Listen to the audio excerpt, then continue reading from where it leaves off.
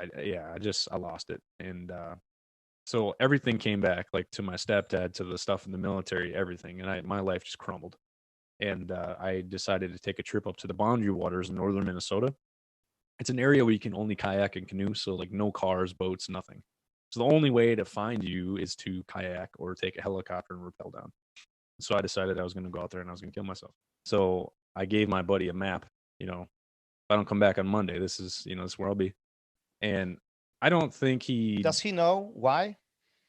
I don't think he knew, but he's a veteran, and he knew I was acting kind of weird. And he asked me if I was okay. I said, yeah, I'm good. Even though he asked, I still had my plan and I was going to do it because I decided I'm going to take 5 days and I'm really going to think about this. And so I didn't bring any food with me because I figured I'm fucking going to die anyway. So who cares? So I just went fishing. I caught fish. I make some damn good fried fish, even over a campfire. And so I just went fishing, hung out. I stayed up late, watched the stars. It was beautiful. But the whole time I was there, I actually made a biography. I recorded myself talking about everything. I talked about the war. I talked about my ex. I talked about my mom. I talked about everything. All the shit in my life that led me to that point.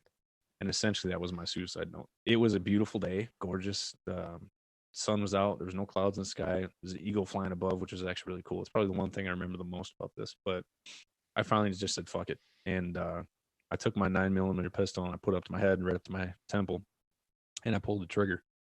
So I heard the click, and I remember everything just going white. My eyes were closed, and it was weird because I held my breath the whole time. I let out my first breath, and I opened up my eyes, and I've never seen such vivid colors, like the most beautiful blue in the sky, like the water was just gorgeous.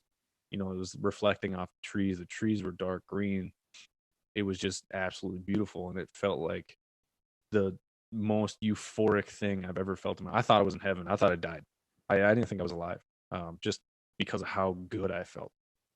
Um, and I couldn't figure out why. And then I started to take deep breath, and then the anxiety came, and I just started bawling, and I couldn't believe what I just fucking did.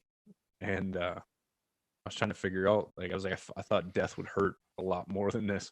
I decided that 2015, after my suicide attempt, that I was going to become the person who could have saved my life because I didn't think that person existed.